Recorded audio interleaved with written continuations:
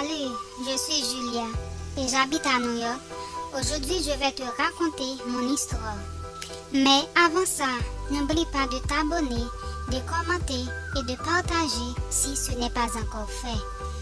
Je vivais dans une petite ville et d'une petite maison. Aussi, nous n'étions pas très riches, mais on vivait comme on le pouvait. Je travaillais dans un petit resto et on me payait très bien aussi. À l'école, j'avais de très bonnes notes et j'aidais ceux qui en avaient besoin. Tout était paisible. Mais un jour, en sortant du travail, une voiture m'a percuté. Je fus vite transportée à l'hôpital et quand j'ai ouvert les yeux, j'ai vu ma mère qui pleurait, appela le reste de la famille. Elle m'a donné à manger, m'a nettoyé et en me nettoyant, j'ai remarqué quelque chose, que je ne pouvais pas bouger mes pieds. Je pensais au pire, quand ma mère me l'a confirmé, je ne pourrais plus marcher. C'est impossible, dis-je en larmes. Pourquoi ça m'arrive? Pourquoi moi? Après quelques minutes, ma mère m'expliqua que j'étais dans le coma pendant 2 mois et que le docteur lui dit qu'il n'y avait aucun moyen que je puisse marcher à nouveau. C'était horrible. Toute ma vie a basculé du jour au lendemain. J'attends que mon petit ami et mes amis viennent me voir.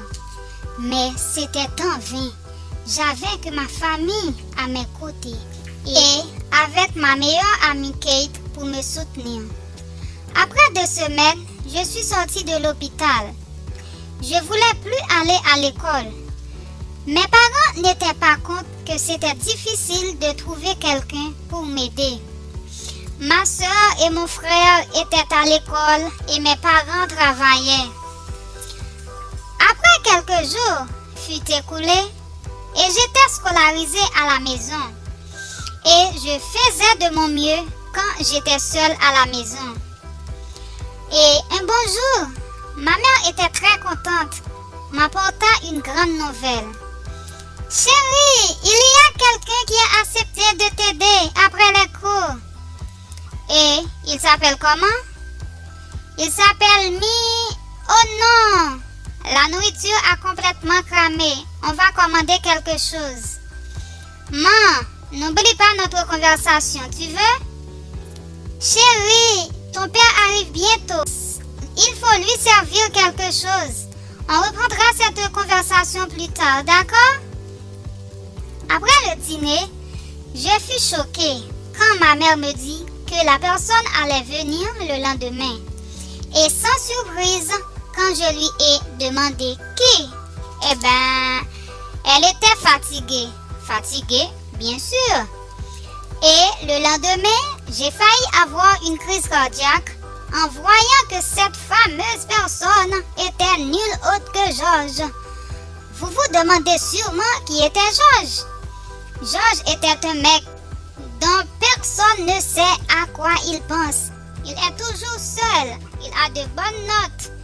Il évite tout le monde. Mais il est très beau et a de beaux yeux. Et il est grand. Le premier jour était bizarre parce qu'il ne parlait presque jamais et il m'a aidé. Un jour, comme par hasard, il sortit.